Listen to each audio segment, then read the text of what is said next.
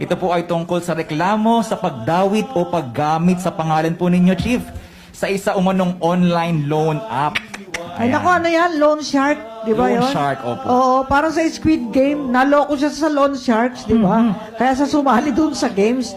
Pero nais po namin ipabatid sa publiko na maliwanag pong isa na namang fake news ito, itong kinakalat na ito, na ako di umano ay kasangkot sa mga Loan Sharks na yan. Pagpapautang, hindi po ako nagpapautang at hindi po ako nagpapabayad kahit kanino man. Huwag po kayong paloko sa mga Loan Sharks, mga fake, spam Facebook accounts. Kaya dapat po yung Facebook naman, higpitan yan, yung mga kitang-kita naman yung mga nanloloko na Ginagamit yung retrato ko, pangalan ko. Kaya nga nag-a-apply na po kami ng blue check sana para ma-identify yung ating official page na ito. Tama po. Yan, ay talagang uulitin po namin yan. Nahuli daw kami na 1 minuto. Kaya hindi po na-approve. So sa puntong yan po mga manluloko na yan.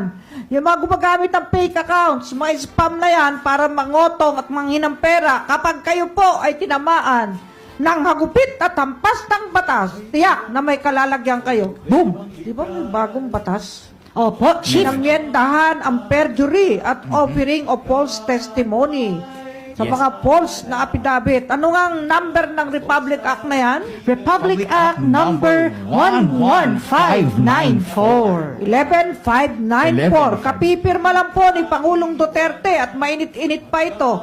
Ang title, anong title ng batas na yan?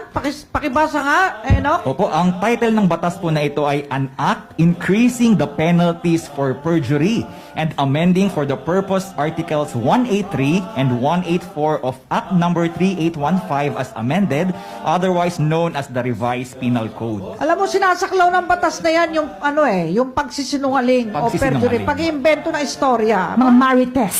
Ano nga ibig Marites. sabihin ng Marites? Alam mo yung Marites na yan, nadidinig ko kay Thinking Pinoy yan no? Yung TV. Yung mga lagi TV, pong- dami niyang yes. pinaplug ng Marites Ano ibig sabihin ng Marites? I-google nyo nga. Ayan, Mga Marites. nakikisawsaw, mahilig makichismis. At Di ba sa saka- face-to-face tong araw na tayo ay member ng Trio Tagapayo, maraming sausawero at sausawera? Ayan, at Yan pala nagmula yan? hindi Oh. totoo ang mga sinasabi, Chief. Mga inventong chismis. Yan, invento, mga marites nga ang tawag. Ayun, ay nako, ano ang kaparusahan ngayon? Pinataas yan. Dati, aresto minor at aresto mayor lang yan Yes po. Ngayon, ang parusa ay pagkakulong ng 6 na taon at 1 araw hanggang 10 taon at multa na hindi higit sa 1 milyong piso. Alam niyo po ibig sabihin ng 6 years and 1 day?